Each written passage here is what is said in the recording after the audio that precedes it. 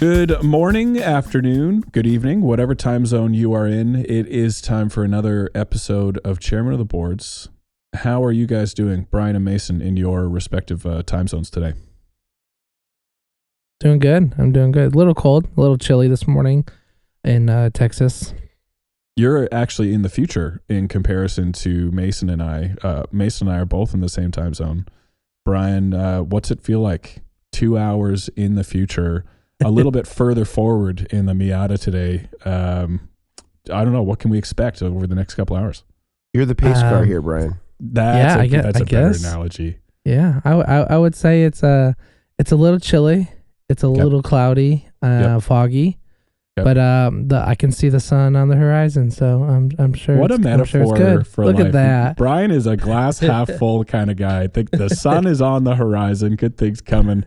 Hopefully that stays true for the episode today. Good things coming. We are going to take some of the most popular questions that we get on a regular basis.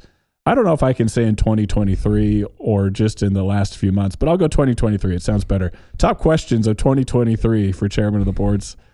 I'm looking forward to getting into this. I was thinking, before the episode that a lot of the questions I get, I feel like, and I think this might be a social media thing. Let's blame the algorithm, but I feel like these are questions that I often address, and they're valid and they're good, and ones that I feel like, we should be chatting about. But by no means, if you answer it once, does it mean that everyone actually receives the information on the other side.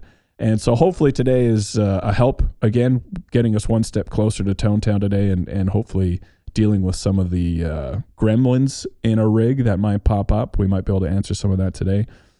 But why don't we start with you, Brian, with one of the questions that you get the most in 2023 regarding pedalboard rigs. We'll steer clear of parenting, marriage, cooking, all that. We'll keep it in the realm of pedalboard rigs today. Sorry if that's disappointing, but we got to draw some lines somewhere. You got it. Yeah. My most common question is where I get my hats, but I mean, okay. we'll that's another podcast. Yeah.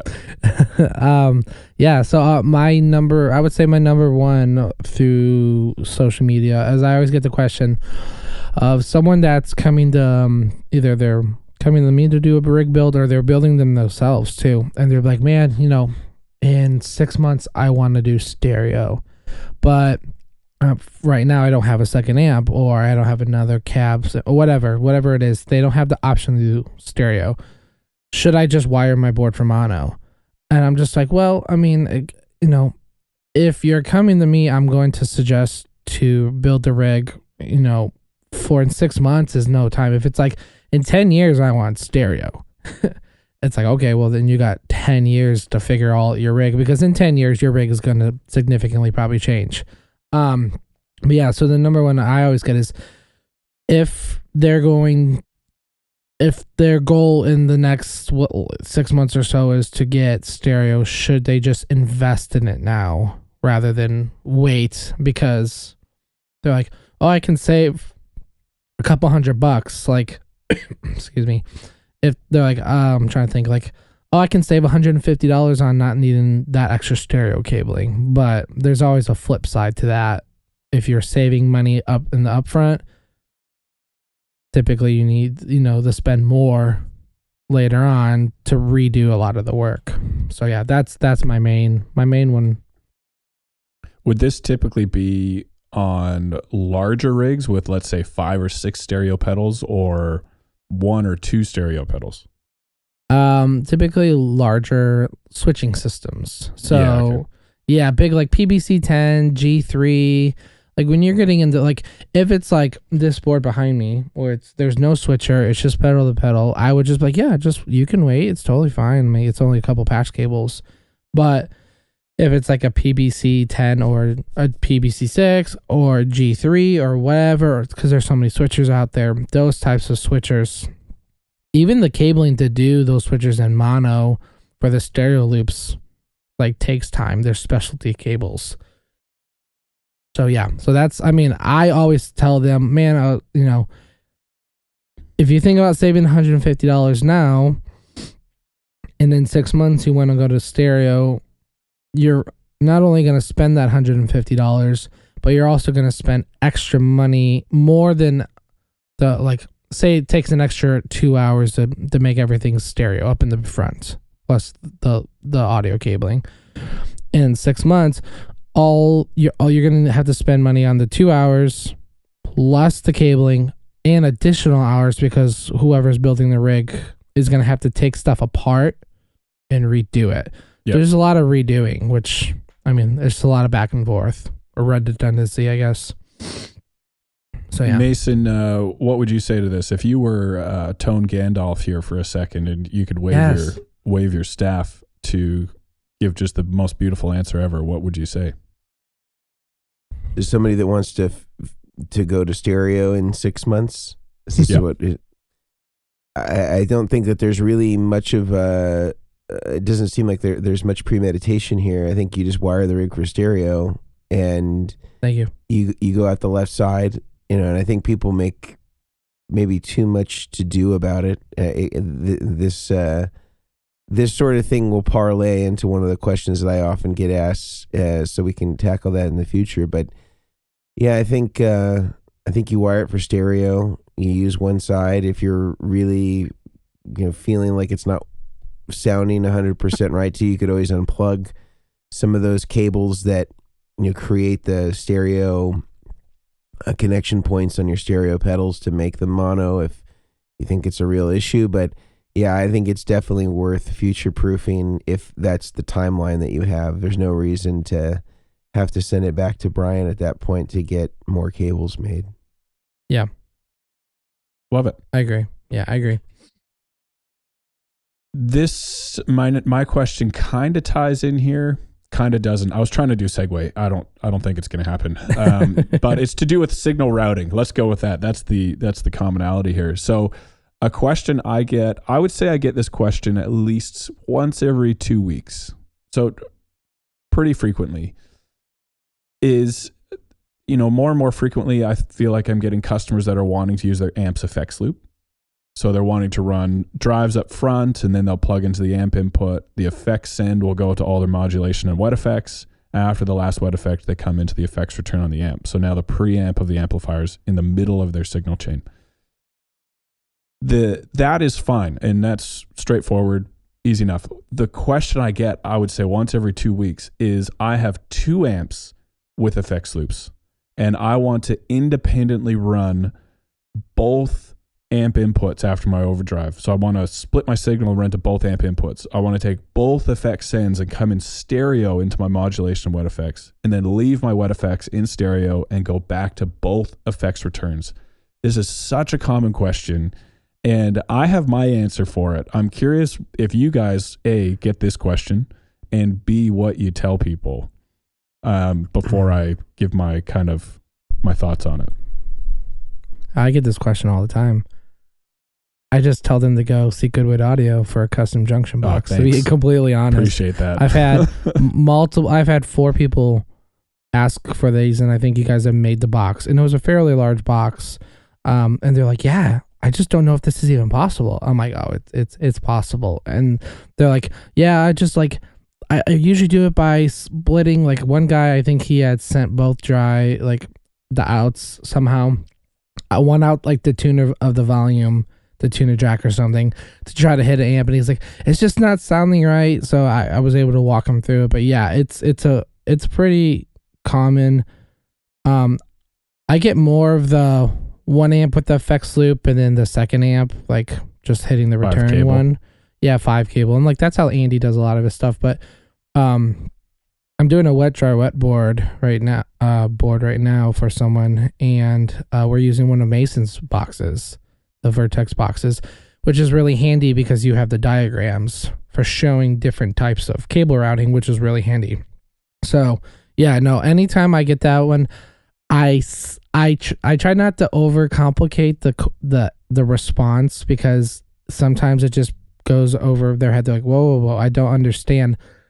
So I always refer them to the stuff that you've built, or I'll do a diagram of it. But it's definitely possible. And as I said, I always send them to you guys, or I order from you.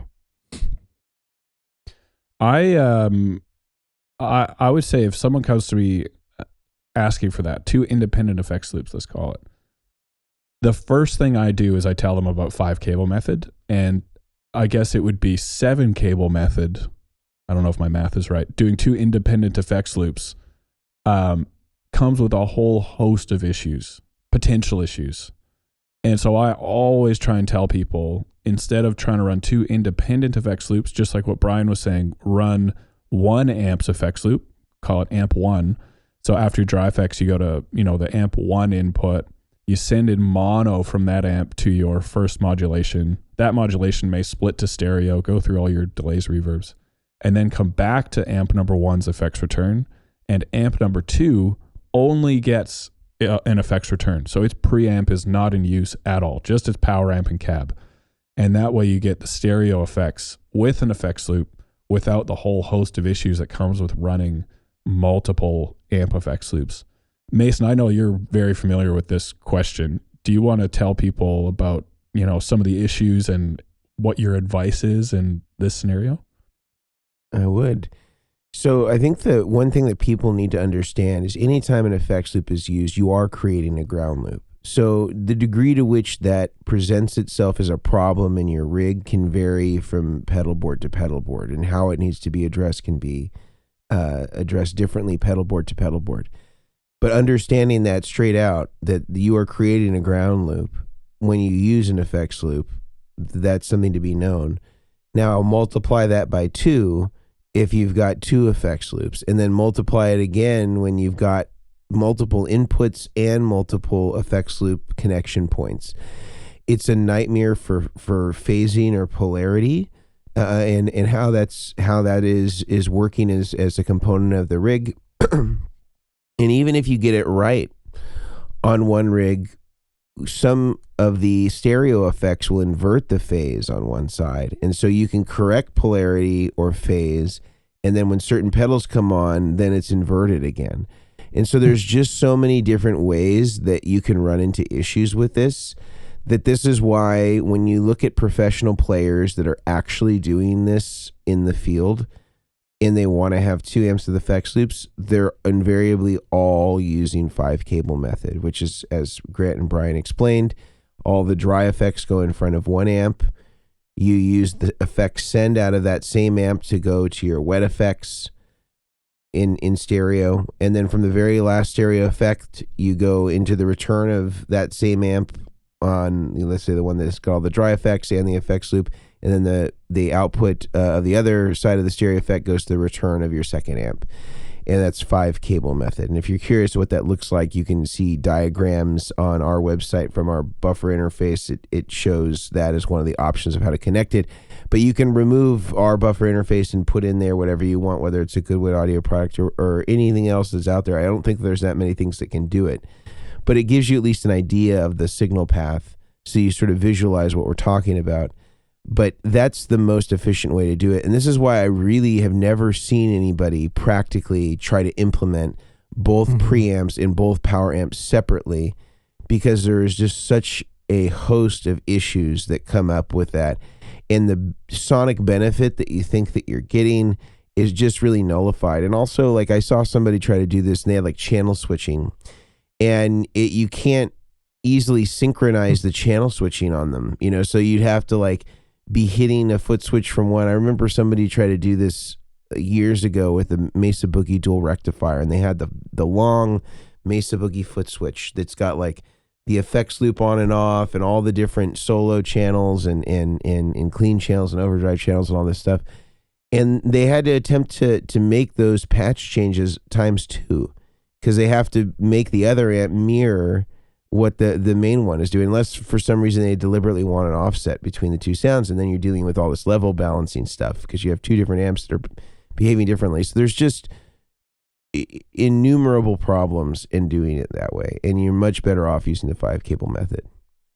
To give an idea to address some of that stuff, I think recently we were working on a rig where we had to switch 2 amp channels, not independent effects loops, but we had to write custom code for a junction box just to make that happen. So even that is a lot of expense just for amp channel switching to synchronize everything. And then I think a couple of years ago, we did a box where a customer was dead set. I don't think I've done a box with 2 independent amp effects effects loops, in 3 years, 4 years. I've always been able to tell people, like, just try it at home, try 5 cable method and tell me what you think. And they always come back saying, yep, that's actually great. And I don't have to deal with all these issues. I had one customer that was set on it. He's like, no, I want to do 2 independent things after all the tests. I want 2 independent effects loops. To make that happen, you have to fully isolate one amp from another just to be able to start properly testing to make sure you aren't going to get any more issues other than that. So that's 3 transformers. Transformers are not cheap. So 1 transformer going to the amp input, 1 transformer from effects send before it hits the pedal board, another transformer from the effects, from the last output of the last pedal before it hits the effects return. Then you have to put phasing or polarity correction on multiple points in that chain because you don't really know where the polarity issue is going to come up. If it comes up on the amp input and you have pedals in your effects loop that are not true stereo, which most these days are not, you have to correct phasing before it hits those stereo pedals, or else you're going to get phasing issues because the pedals are sharing signal between their left and right stereo field. Like, there's just so much that comes up with this. It's a nightmare. And so that's where, like I was saying, whenever I possibly can, I try and explain to people, like what Mason said, it's just not worth it. Do 5 cable method, and your life is way easier. You aren't going to be spending all this time troubleshooting and getting rid of noisy issues and polarity. Like, why is my signal being scooped out in the bottom end, and dealing with all these things. So 5 cable is absolutely the way to go. And you might still get a ground loop with 5 cable, but fixing that is infinitely easier than doing a 7 cable, we can call it. So yeah, it's a common question, one that we'll still get, I know, but at least now maybe we can point people to this and say, just have a listen and see if you still think it's worth it or not. And the diagrams, I do have to say, on Mason's website, they're very awesome. They're very clear and give you a really good visual, because I know even now we're explaining this using our words and waving our hands, but you need to see it. You need to see it drawn out to really understand it. One last thing I'll add to this really quickly is that every time you run through a transformer, even the very best of them, if you're talking about a super expensive Jensen, they also do have some impact on the tone. Like, there's no way to fully get around the impact that the transformer has on the sound. And when we choose transformers, whether it's me, whether it's Grant, whether it's Brian, we're choosing the ones that do the least amount of damage, but they all have some impact on the sound. So you really want to try to minimize the number of isolation transformers that you use. I don't care who the brand or manufacturer is. They're always going to have some consequence sonically, and there will be a difference in sound if you run through your transformer isolated output versus your non-isolated output. That doesn't mean it will sound bad. And, again, we're choosing quality audiophile transformers here, but it will sound slightly different. So this is just something to keep in mind, that you want to try to mitigate that. And I don't ever use an isolation transformer unless I have to, but it's an important thing to have there when you're running multiple amp setups, but they do have some impact on the tone, whether it's $150, again, like Jensen, or, just a cheap, couple dollar transformer. Obviously, the degree to which they'll affect the tone will be different, but they will have some impact nonetheless. So, Mason, I want to get to your top question, or one of your top questions of 2023. But before we do that, can you tell us about a few of our sponsors that make the show possible? I would love to do that. And I would love to talk to you about our good friends over at the Guitar Sanctuary, the Dallas-Fort Worth area's premier guitar dealership that not only sells amazing guitars, amazing amplifiers, amazing pedals, they also offer various services there. And you can get things like pedalboards built. I'm sure you can get your guitar set up. And it's a great place to visit if you're in the area, or you can go shop online at theguitarsanctuary.com, see what kind of deals that they have going on. They have such a great inventory, really great friendly staff, and knowledgeable. Highly recommend that you check them out. Also, our friends over at Neural DSP have just launched a brand new suite of profiles from our good friend over at Morgan Amplification. They have a great suite of many of the Morgan amplifiers, many of the Joe Morgan effects that you can now have available to you. And they're offering our listeners a special 30% discount on any pre-existing plugins using the discount code Chairmen. And the Joe Morgan profiles and the suite of effects and amplifiers will be available for that same discount after 90 days. So do go and check them out, whether you're interested in something like the Corey Wong plugin, whether you're interested in the Tosna Bossi, Pliny. There's so many different options on there. They sound amazing. I love their amp models. They really do sound great. We've actually done a full episode on them where I go through and we play some of them.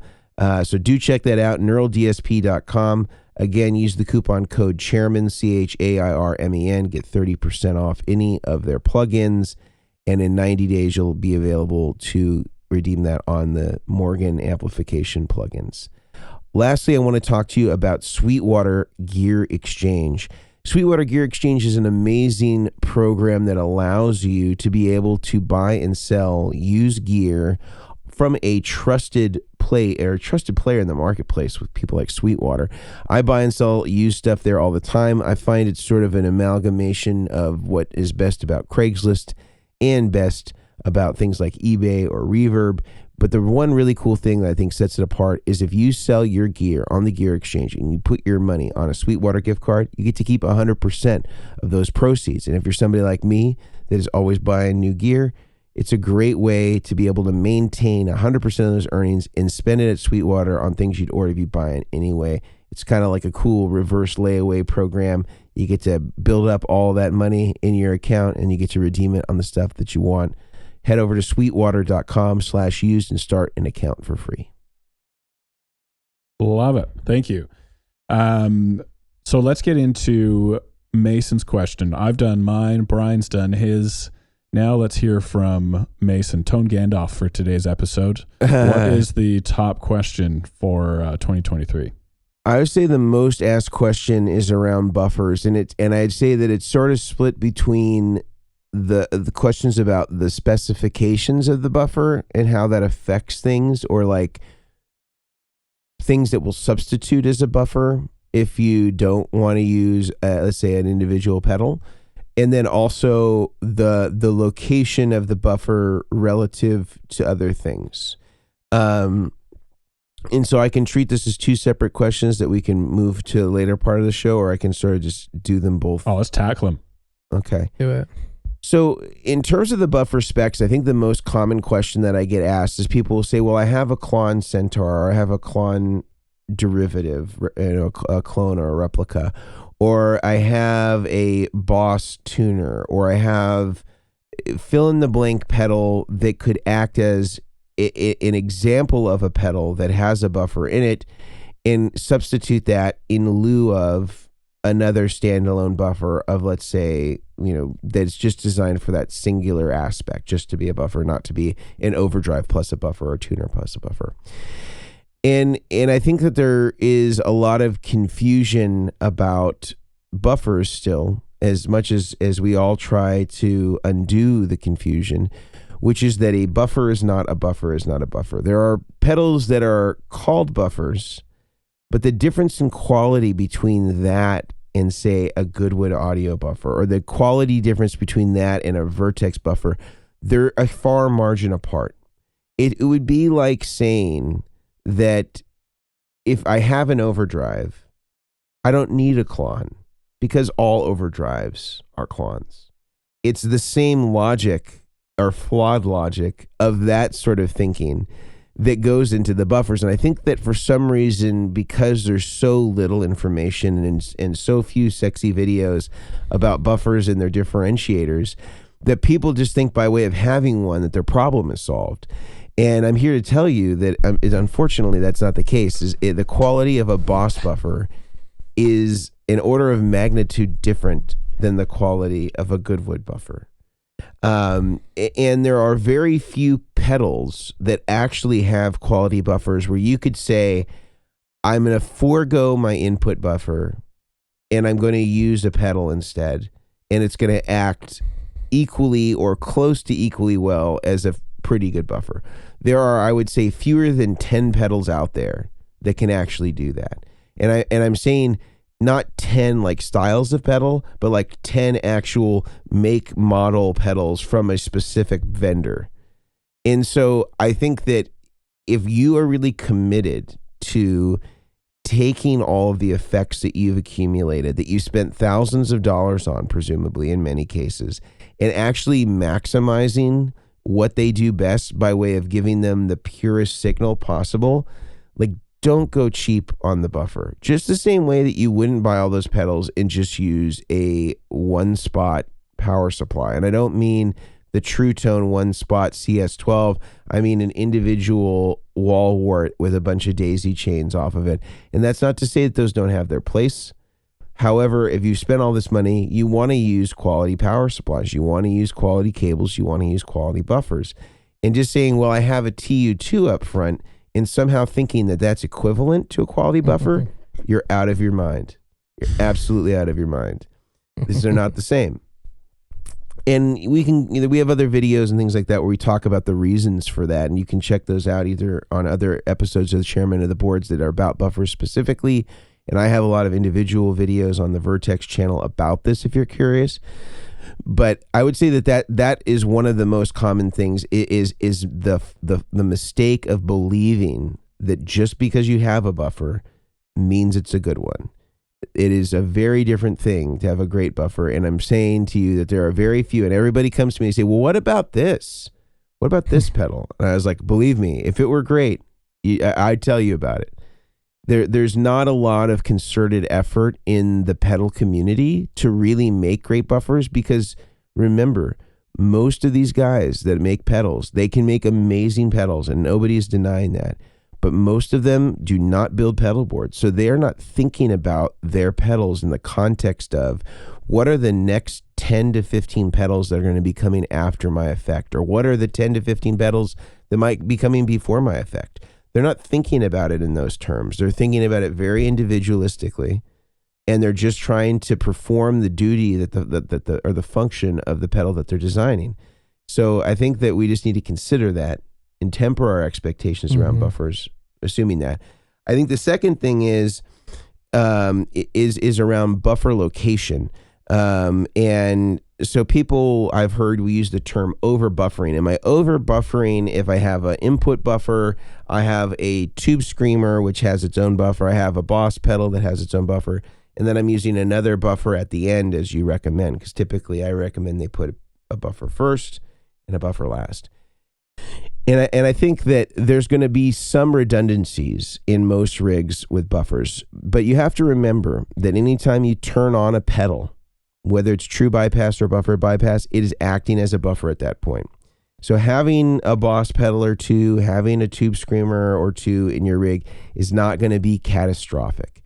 And if you're really sensitive to that, you could get something, let's say like a gig rig quartermaster or something of a true bypass looper nature that would either take those out of the signal path if you're really concerned about that, or you could migrate to a switcher if that was something that you were already thinking that you were doing, and that would also remove those effects from the signal path so that when they're not being used, you're not having any consequence of the quality of the buffer or the bypass signal.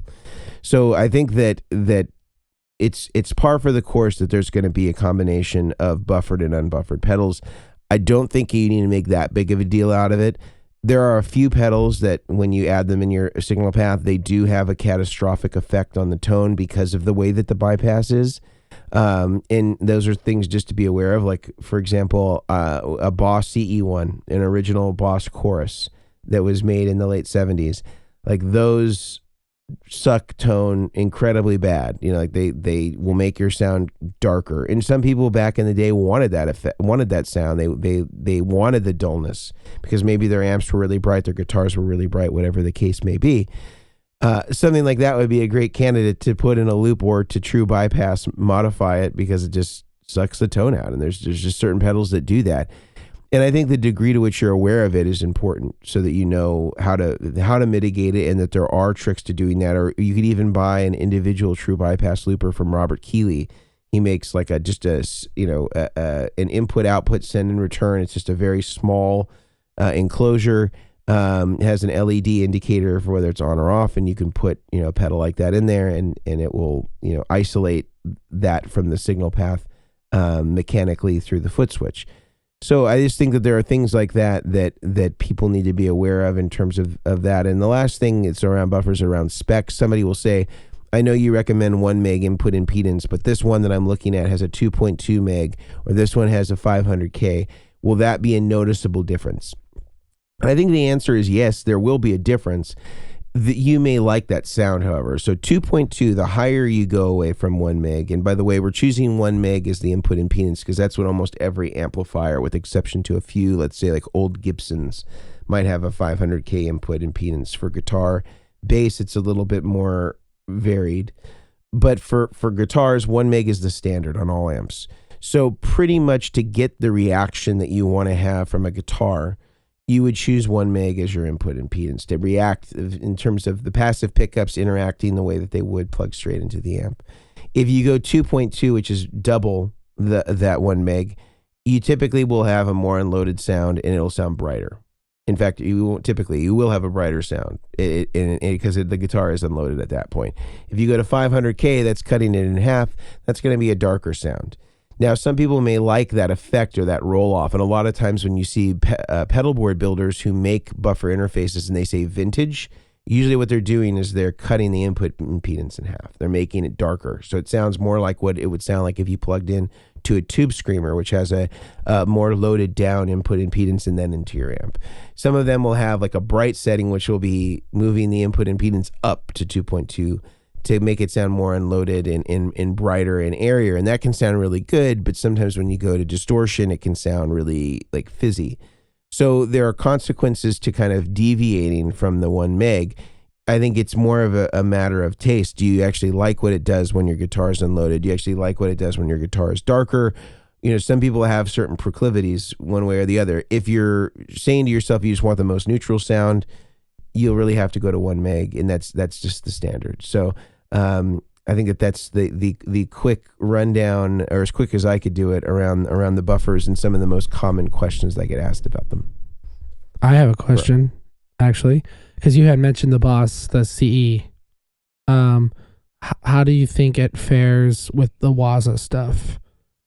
It's not comparable, but I think that I think the CE2 is great, or the CE2W is great. I think as far as like modern choruses with the scarcity of bucket brigades that are around now, that's the chip that is required to make these analog choruses and analog delays and flangers and stuff like that. I think that it sounds pretty good when you go to the CE1 setting. I mean, it's a compromise for sure. And there's a whole like preamp thing with the CE1, and people have gone and just made that as a separate pedal. There's just a lot of things going on with it, but I don't know if in a band mix somebody would tell, but there's a certain like crappiness to the CE1 that's sort of like magical.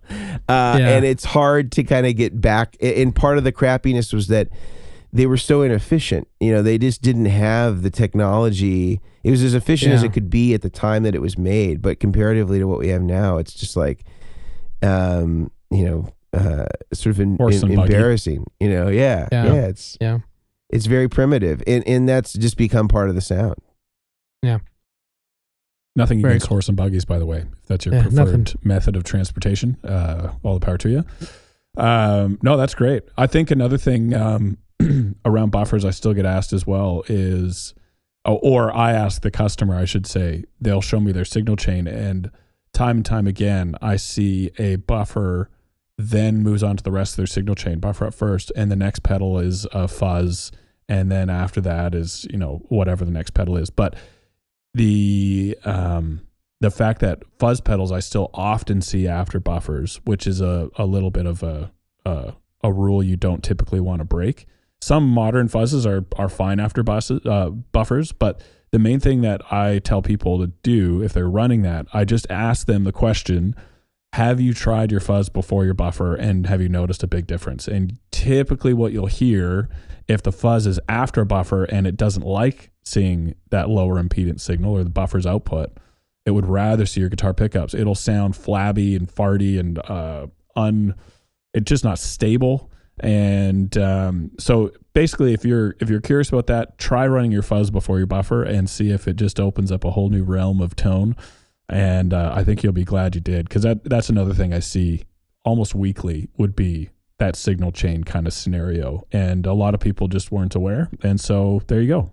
Try running your fuzz. And this would also apply to certain, treble boosters, or would it apply to vintage wahs as well? I've always thought that it did, but I've never had one to test. Yeah. Typically, any vintage wah, they'll also have, a transistor in those. I would say, yeah, anytime, any vintage wah, like not necessarily it has to be old, but like any vintage stylistic, spec. Yeah, like styled after a vintage wah, or like an old Clyde McCoy or Vox, V846 or something like that. Those are all going to have those sensitivities. So I would generally say put those, after the guitar. Nice. Cool. Well, hopefully that helps with the buffer question. That is another very common one. So that's great. Thanks, Mason. Brian, I don't mean to put the pressure on here hard and fast, but it is your turn for the next question. It is. Please regale us. Let us know what the number 2 question is for 2023 at Omilion Audio. All right, I will give the question. It's your best shot. That's all we ask. And then I want to hear what you guys think before I give my answer as well. Okay. Because passing the buck. I respect. I already know. I already know what my answer is, obviously, because I answer it often. Side note: should you guys call me ambient Brian now? I heard that from the last podcast. It's something we thought we'd try out in early 2024. It didn't work. But you know what? You can't say that we aren't trying to be pioneers here at Chairmen of the Boards. Last week's episode, or 2 weeks ago, I guess it would be now. Yeah, 2 weeks. 2 weeks ago, there was an audio, can we call it a glitch? We'll call it a glitch. An audio glitch where Brian was double-tracked and got called Ambient Brian in the comment section, which maybe that's the new hashtag for 2024. I guess Who knows? so. Ambient Brian and Tone Gandalf. I'm excited. I'm really excited. Yeah. Okay, anyway, Brian, back to your question. Anyway, no, it's funny. That was a sidetrack. No, my second question is always, can you stack pedals on power units? I get it. I get it all the time. And I've seen, and I did this in the beginning a lot. So I want to hear from you guys. Can I tell you a story? I would love it. So back in, this would be, I'm going to rough guess this, around 2014, we were doing a rig for a bass player. And of course, it was a monster bass rig. Huge, like bigger than a guitar pedal board. It probably had about 20, 22 pedals on it. And we were using Chocks as the power supply. And I think back then it would have been multiple units, but the current line obviously wasn't out. But I remember it was, I could get this wrong, but I think it was the Atom. It was one of the smaller Chocks units. And then that was daisy chained, or we were running multiple power supplies to do everything. But either way, we put a bass overdrive. It was a gain pedal on top of the Atom, wired everything up. All the cables were good. Everything was working. And we were getting this horrible noise. And you can see where this is going. But we were getting this horrible noise in the rig and could not for the life of us figure out what it was. And then we got to the point where we were just ripping pedals off and just putting them outside of the board, but still cabled in. So, the pedals were more spread out and the noise went away. And then obviously we slowly put one pedal back on at a time. And sure enough, it was this gain pedal we put on top of the Atom. And I knew from past experience with Chocks, not using the specific Atom, and I might be getting the Atom wrong, but it was one of their smaller ones, but that you could absolutely put pedals on top of the Chock supplies. So we got in touch with them like, hey, I think there's something wrong with the power supply. This is what's happening. Turns out that individual power supply, it wasn't using the same materials as the other ones. And so it was basically, if you get a pedal close to it, it's going to create noise in that pedal. There's going to be interference and bad luck. So my short answer, and I know I've learned a lot from Mason on this topic, so I don't want to take up all the airtime on this, but in short, sometimes yes, sometimes no. Depends on the power supply and the materials that it's made out of. And that's where I'm going to hand the baton over to Mason. Yeah. So the power supply thing with stacking them on top, it's fine if it's a switch mode power supply. No problem if it's a switch mode power supply. And like I would say most modern power supplies have moved over to this technology. So yeah, Zuma, the newest versions of Chalks, the Fender Engine Room, the True Tone stuff. What about the new Voodoo Lab stuff? Yeah, about to say. Voodoo Lab, only the Pedal Power 3 Plus, X4, and X8 are switch mode. All the other ones are linear. So if you have a linear supply, let's say like a Voodoo Lab Pedal Power 1, Pedal Power 2, Digital Mondo 4x4, these are all linear. And you don't want to get anything near these power supplies, especially on top of it. And probably why the Atom was a problem, as I kind of suggested as you were talking, it comparatively to the others, is that it was aluminum. And aluminum doesn't offer any shielding to electromagnetic fields. So if the other ones, even if they were linear and they were steel, they would give you some amount of protection. Not ideal, but it would be better than nothing. Whereas if it's aluminum, there's no separation from the transformer and the pedal. So you're just getting it right in that magnetic field, and it's just causing a really unbearable static, kind of humming noise. I'm getting PTSD just hearing you talk about it. So in the irony, though, is that there's a whole style of pedalboard which is sort of designed to just put the power supply right underneath the pedals, like in a pedal train. And this was incredibly noticeable once Voodoo Lab, let's say, transitioned from Pedal Power 2 to Pedal Power 4x4, Pedal Power Digital, Pedal Power ISO 5, Pedal Power Mondo. Because those didn't have steel enclosures because they were producing more energy, more heat, and so they couldn't fit heat sinks inside, so they were using the chassis as a heat sink, and that's why they got rid of the steel. The consequence of that is you put pedals on top of it. Now you got noise. Now clean amps, maybe you won't notice that so much. But you put it through a JCM 900 or a dual rectifier on the gain channel, it's really noticeable how much noise those add to the sound.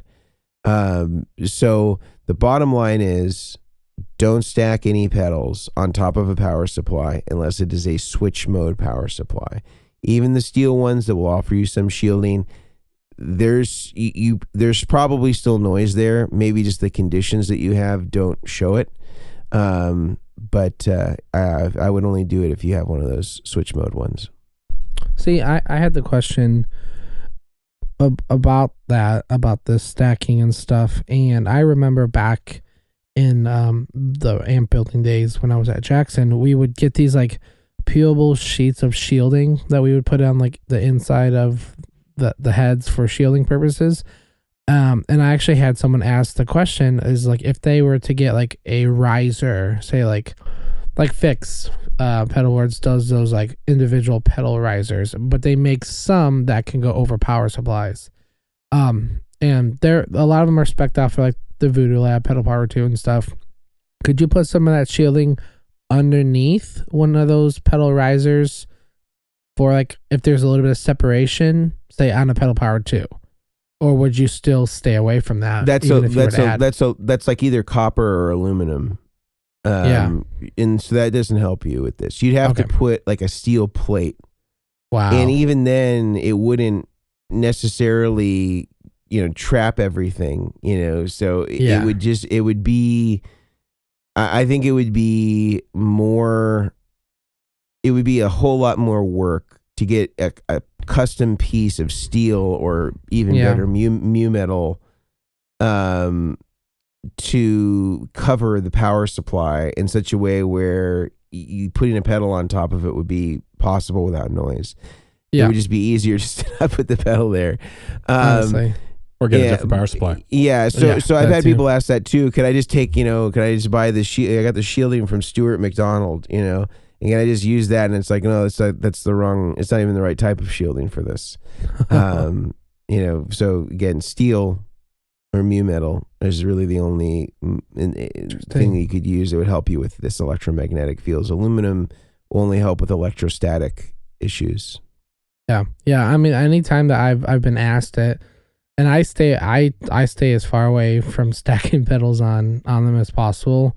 There's just also just like a level of like, there's the aesthetic level that I always kind of like, if you're stepping on the pedal and then it's putting pressure on the unit, there's so many things that could go wrong, as well as having buzzing and there being noise. I learned the hard way about a 4x4 and a compressor pedal. I was so noisy. It wasn't as noisy when I had checked it through like an amp sim. And I think this is like in my like beginning days. So I'm still learning. And I sent the board off to someone and they're like, man, this is really noisy. So, I got it back and I plugged it in. I'm like, I don't hear it. As soon as I plugged it into a tube amp and everything and I turned it up, I was like, oh my gosh, that's really bad. And what I didn't realize is something was on that was like gating some of like the buzz, so I didn't hear it. But yeah, no, I always suggest either upgrading power. And that's the one thing that's always surprising to me is how often people will spend thousands of dollars on pedals and all this really fancy stuff. And then like, yeah, I got this power supply on Amazon. Like this Amazon Basics, like super cheap. Like it was $89, dude. And I'm like, there's so many things about that you just said. So you're powering your $500 pedal with a $89 wall, power supply that's not isolated. So, but yeah, no, I always tell people yes and no, the same as you guys have said. I try to stay away from it. But also now I use a lot of the engine room from Fender, Chalks, and Strymon, and occasionally Voodoo Lab pedal power 3s. So, and like those obviously are the switch mode as you talked about. So yeah, that's my number 2. That was a good one. I would say along the lines of power, it comes up a lot. Like, what power supply do you recommend? And I'm curious if you guys would just emphatically agree or shoot me down. I'm up for the latter. If people don't have a power supply yet, which is common when they're getting a setup, like what power supply should I get? Hands down, as of today in early 2024, it's the Chalks, the new line of Chalks, the DC7, the 8, the 4. They are low profile. I've literally never had one break on me or come back after a long tour. And they just keep going, and they have the best specs currently on the market as far as I'm concerned. Would you guys recommend anything, beyond that, or would you agree? I mean, from like the durability of the unit, the Chalk stuff is, I agree completely with you. Anytime, like, and I'll ask people too, I'm like, so what are you doing with your rig? Oh, I'm touring, or oh, I'm an at-home player. Oh, I play at church, or I play at gigs or pubs or whatever it is. Excuse me. And typically if they're touring, I almost always suggest Chalks because of how strong they are, the mounting capability of them, as well as, like you said, like I've never seen the IEC jack come loose. I've never seen the RCA just pop off, like DC cables and stuff do. So yeah, no, I always like Zumas are always kind of my second option for everything, but it's typically Chalks. Would you agree, Mason? Yeah, I mean, all my pedal boards except for one have Chalks. I have 3 different pedal boards, and 2 of the 3 have Chalks 7 and 4 on them. And then the Nashville inspired one that I showed Barry a couple weeks ago, that one had some True Tone ones on there. And it wasn't that I have anything against True Tone. I like their supplies, but I mainly used it because it had the AC output for the M9. So it just made it a little easier from that perspective. But yeah, love Chalks. Love what they do. Once you can get sort of adapted to the RCA thing, they're just they're so easy from a builder standpoint, where you don't have to have any thought about where things go in terms of the routing of the power supply. I mean, I know that this isn't for like the consumer level person of concern, but from like a builder standpoint, just like not having to think about, okay, I have to get this cable to go specifically to this location on the power supply because this has an alternate voltage option that I'm going to need for this pedal, but the pedal's in this weird place that doesn't really line up that well with where that location of the power supply is. Like, you don't have to think about that anymore. It takes away a headache. One gripe I do have, so convenient. One issue I do have with chocks, which is a minor one. What I like about the Zuma in comparison is the IEC is on one side and the power taps are on another. With the chocks, the IEC and the power taps are on the same side, and then you get 4 more taps on the opposing side of the chock. That's a little annoying. But as far as if I'm going to put a power supply on my board that meets my needs and can go anywhere I need it to without creating more noise, absolutely, it's the chocks gear. So it's close to perfect as far as the power supply is concerned for today's pedals. Before, I have a question actually relating to noisy rigs that I want to ask you guys. And before I do that, Brian has a question. I wanted to add on to the power supply stuff with the chalk stuff. Like another cool thing about the chalk stuff is those, how do you EIAJ, however those EIAJ. Those, yes. Yeah. Like that, you can connect it to obviously another unit, but you can also connect it to their Crux, whatever series, and power a quad from that. Like you can still power pedals. So like the fact that and you can do that same thing out of the Zuma, you can do it into a Crux thing and power it or whatever. But the fact that they came out these little boxes like that to be able to do 9 and 12, or I think it's only 9 and 12. 9 and 12 is really cool. And they're like $60 for the Crux. They're so cheap. Lightweight. It's amazing. Yeah. I love it. I just had that. A bit bigger than a 9-volt battery, pretty much. Brian keeps one on his person at all times. I do. It's right here. Yep. It's next to my cell phone.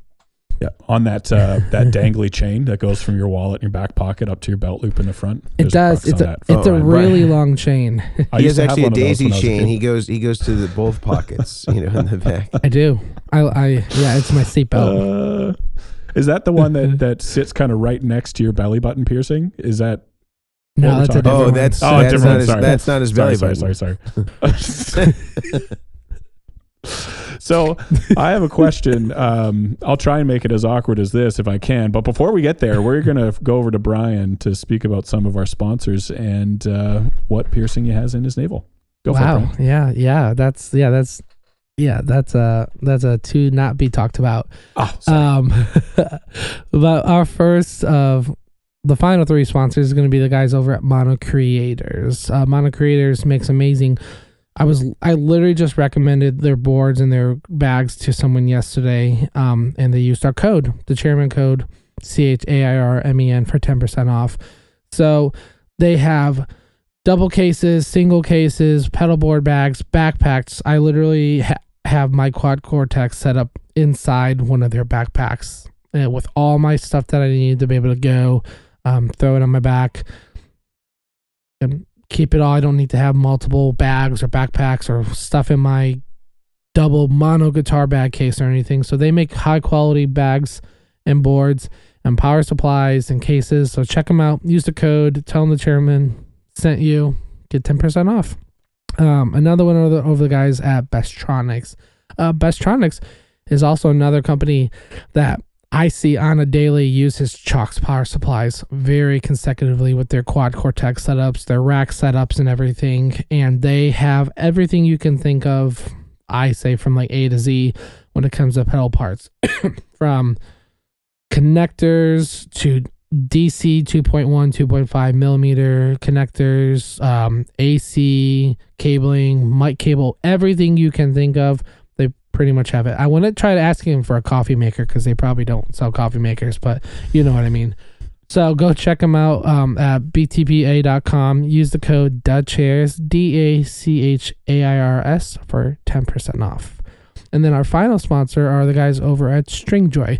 Stringjoy, as we talk about, are our go-to for strings. If you need to get strings in the Netflix or the Redbox or whatever subscription based that sends you option that you want to compare them to, but they can send you a couple packs, a whole box of strings.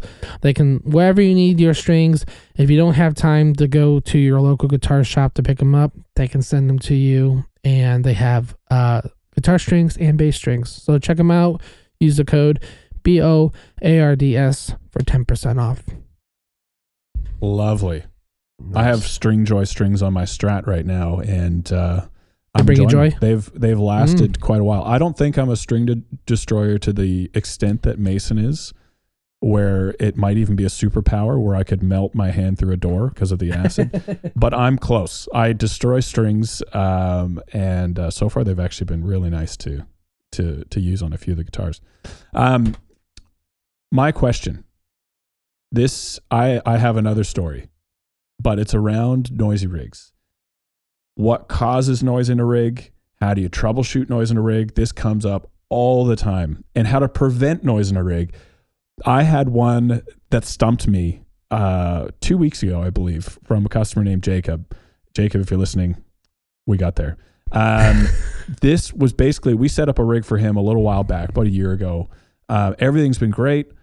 Then he gets in touch with me. And normally I have a few things. I'm like, test these 3 things and it'll tell us where the noise is and then we can fix it. We did that, did not fix it. He had noise at his church where he was playing, but not at home consistently. 1 amp rig, and we tested power, we tested guitar pickups, we did all the usuals, so there was no ground loops, nothing like that. When he was at church, he had a noise and he couldn't get rid of it. Basically what happened, because there's no way, I don't think you guys are going to guess this, there was an assistive hearing device put in at his church that, and I don't exactly know what, I don't know what was happening, specifically on the technical end, but basically this assistive hearing device works on some of the same principles as a guitar pickup, and it was interfering with it to the point where there was just noise going through his pickup straight into his system when the assistive hearing device was on. And then when it was off, it disappeared. But he didn't know that it was being turned on and off. And so this noise in his rig could not be fixed. And then he finally, I think, somehow got in touch with the church and what's changed, all that, eventually figured it out. And I've never had that before. Nuts. I've never had that come up.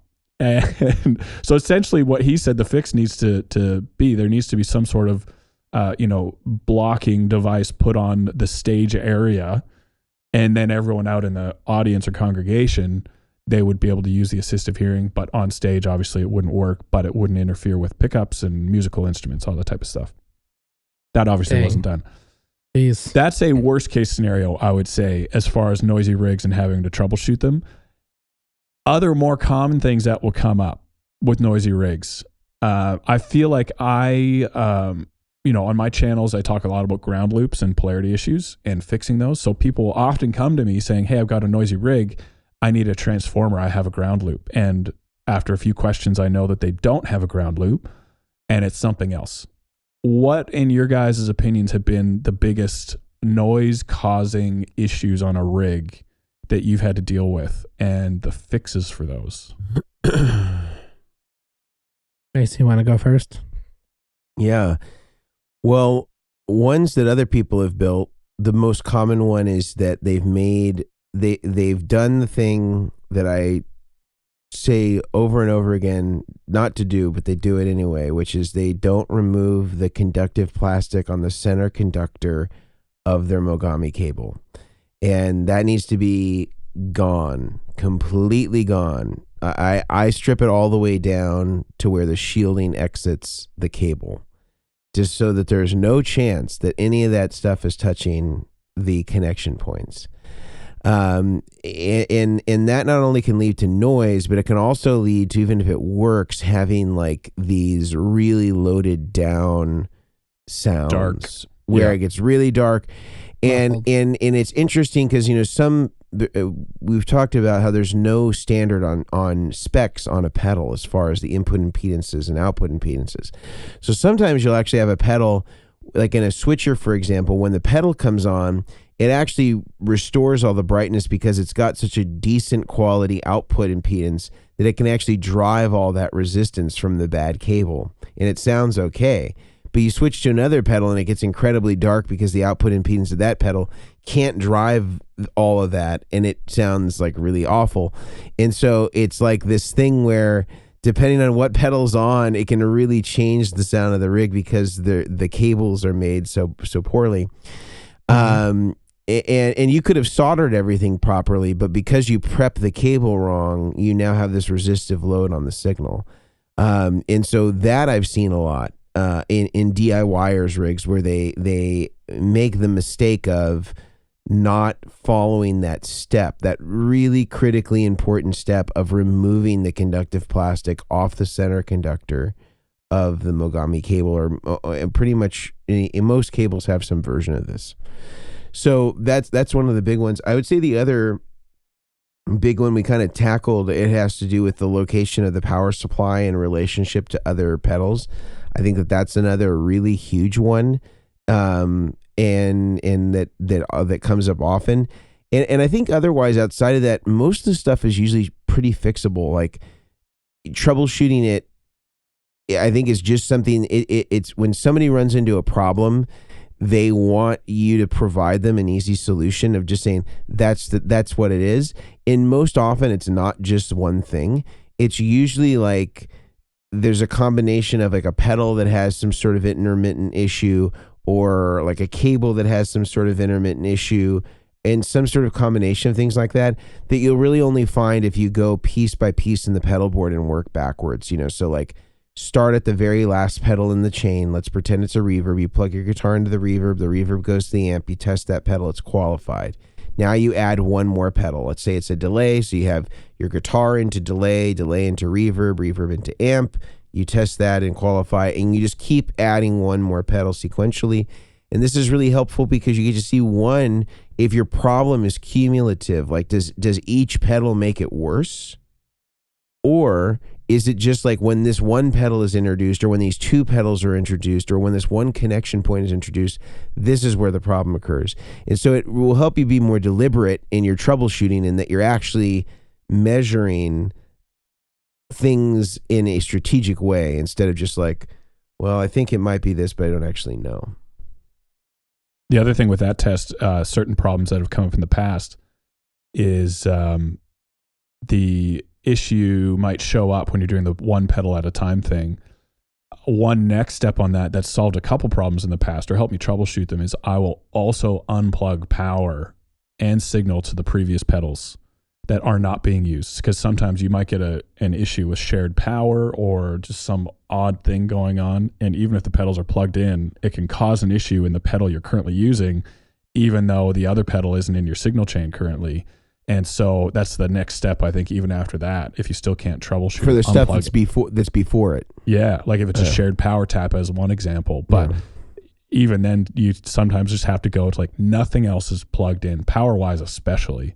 And then you're just plugging in one pedal, then you plug in the next pedal's power tap and signal cable, then try again and go from there. But that's and the good thing about that the way that you just suggested, Mason, is it will show if you have a pedal on top of a power supply.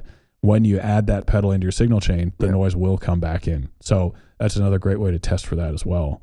I have probably the second most common noise issue.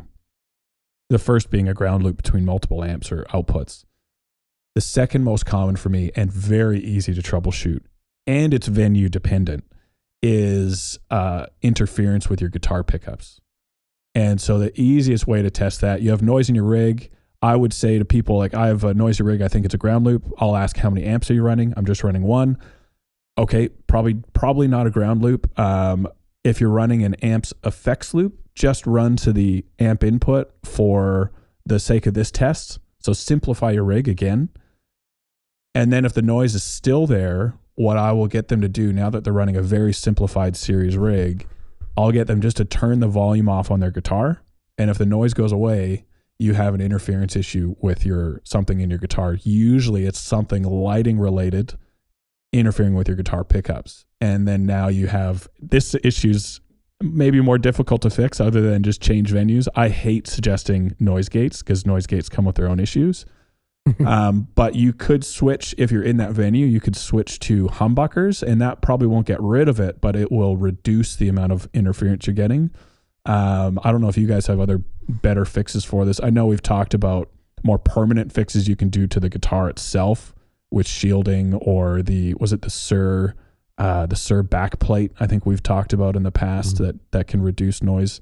But there's not a perfect fix for this. But once you're aware of it, you can either change guitars or mitigate it, by other means. But that's a very common one that can be mistaken for a ground loop when it's actually not. It's interference with your guitar. I don't know if you guys have anything to add there. I know we're coming up on time here, but Brian, any other noise issues you come up with or anything to add to what we've chatted about?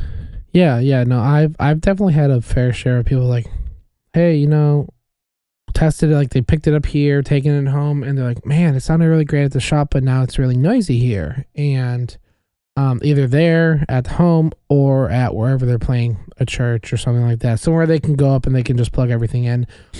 And there's been time after time, and it's always my first question, especially if it's like a switching system, like, is your computer plugged in to the controller? Oh, yeah. Always that. I always ask that first. And typically like, yeah, I'm like, unplug it. And then they're like, oh my gosh, it's better. That's always like the very first thing that I ask. If it's a non-switching system, or if it's like, say it's like gig rig, quartermaster, or disaster area, which those also have USB jacks, but like stuff that don't have like editors and stuff, I'll then start asking like, okay, well, if it's not connected to a computer, what are you powering it? Oh, I'm powering it in front of the power strip in front of me. Okay, well, what's in front of that power strip? Oh, there's a bunch of LED lights plugged into it. Okay, well, like, you start going down the list. You basically like, I work from what you're plugging into and then work that to the board and figure out. I'm using a lot of hand gestures right now, if you're listening. It's beautiful. Just try. It's very artistic. It's like swim aerobics. There you go. Yeah, Brian was a champion synchronized swimmer. Just want to throw that out there. Yeah, yep. You just gotta work from the board.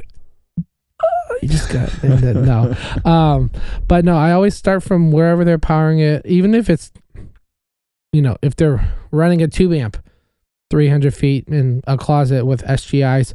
What is the amp plugged into? Oh, well, that's plugged into a wall socket that's also being powered by someone's using it to blow dry their hair or something like that. And just be like, okay, well, there's all these like things that will happen that if you don't use proper isolated power or a power conditioner, a lot of those things can really interfere.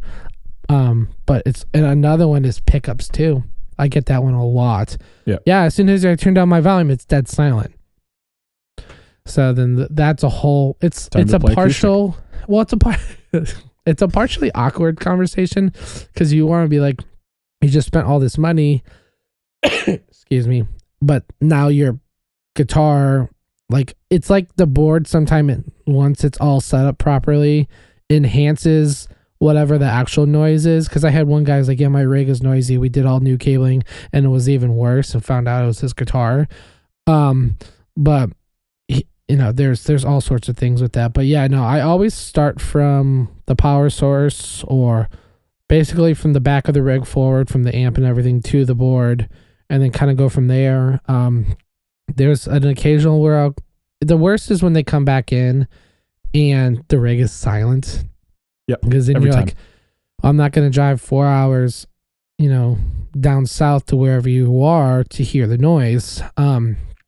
I always tell people to be careful with audio interfacers, especially at home. A lot of these home studios, like, these guys are like, oh yeah, I have isolated power, but they're plugging in their computer and their monitors and their lights and their board and their amp and whatever else, their printer and all these things are plugged in. They're not realizing, oh, well, I have an isolated power strip, but I'm still getting noise. There's so many things it could be, and I always just tell people, just simplify it, plug it into a wall socket, see how it sounds, and kind of go from there. Nice. Yeah, noise is it's a tricky one. And there's no one size fits all answer for if I have noise in my rig, just do A, B, and C and you're good to go. But it is a troubleshooting exercise. And I have to say, I'm so thankful for the customers that have a background in troubleshooting and like with their work or whatever it is. And they come to me saying, hey, I've done this. I've changed my power. I've turned the volume off my pickups. I've gone through every single pedal one at a time. And these are the results. From there, you can really start working on a solution quite quickly rather than I have a noisy rig, please fix it. That it just takes a long time depending on the rig to figure that all out. So hopefully that was helpful today, guys. Let's hop back in the Miata. We're going to keep driving and we will see you guys next week for another episode. Any final words, guys? That sounds a little dark. Any closing words, guys, for the episode today before we finish up? It's been a great I'm just kidding. No. No, I would just say, like, these questions, like, they may sound stupid in your head when you're like thinking about something, but there's not a stupid question when it comes to something that you don't know like properly. Like if you're getting into guitar stuff and you're like I'll get that all the time. This may be a stupid question, but can you plug a this into that or whatever? And people will be like, oh yeah, you could do that. But then like you'd be like, yes, you can, but it will have this different type of effect. It will like, can I run my overdrive after my reverb and delay? It's like, yes, you can, but it'll do this. So feel free to ask questions. Leave us a comment below here asking questions. I mean, we'd love to be able to help you further your journey to Tone. Love it. I think we can end on that. I think we've gotten as far as we can go in the hour or so show we have today. And as Brian said, if there are specific troubleshooting elements or things about buffers or power supply placement or linear versus switch mode power supplies, we can answer this for you. We generally are somewhat active in the comments, and if you're listening, you can always head over to YouTube and put those comments there, or email us your questions, and we can do our best to advise accordingly. Love it. Thanks, guys. Awesome. Thanks for bringing the questions, and thanks for listening. We'll see you next week.